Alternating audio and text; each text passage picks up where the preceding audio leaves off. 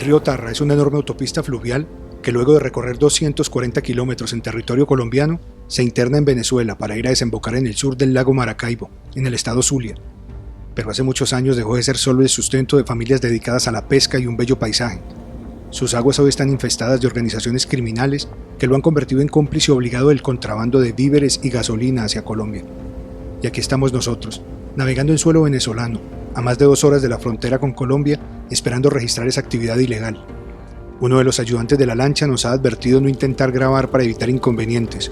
Lo hacemos con un celular oculto. Cerca de 40 minutos después de estar navegando por el afluente, 2 botes se aproximan y simulan embestirnos, pero en el último momento pasan por los costados. Es un acto hostil. Alguien ha notado presencia extraña sobre el cauce. Unos 100 metros más adelante, sobre un banco de arena, varios hombres recogen una veintena de canecas de 55 galones cargadas de gasolina de contrabando que irán a parar en unas horas a Colombia. De repente el motor de la lancha se detiene. Algo nos ha obligado a ir hacia la orilla. No parece haber nadie. Solo unos segundos después, vemos a un hombre sobre un barranco, aferrado a un fusil. El corazón se acelera y el teléfono cae al piso de la lancha. Solo nos preguntan los nombres y nos obligan a permanecer en la lancha mientras llega el comandante. 38 grados de temperatura, el sol maltrata la piel, la tensión es absoluta, el silencio total. 10 minutos después, el hombre regresa y ordena ascender hasta su posición. Arriba más hombres armados aparecen, no sabemos quiénes son. De una vieja casona que parece ser un campamento oculto entre la maleza, surge un hombre al que las autoridades colombianas identifican como alias Cristian. Nos pregunta por qué estamos allí.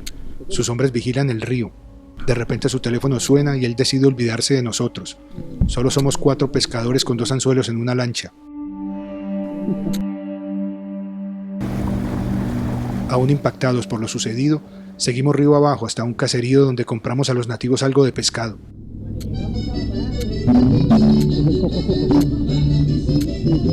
Las lanchas del contrabando siguen surcando el río.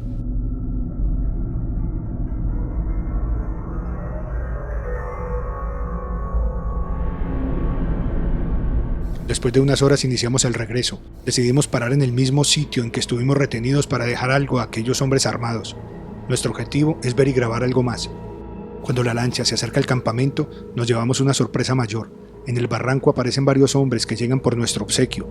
Todos visten uniformes camuflados similares a los que utiliza el ejército de Colombia, pero llevan botas plásticas y brazaletes con las siglas del ELN.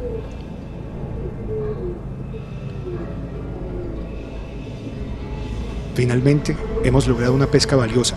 Las primeras imágenes de hombres de la guerrilla del ELN actuando armados y con uniformes varios kilómetros adentro de la frontera, en territorio venezolano.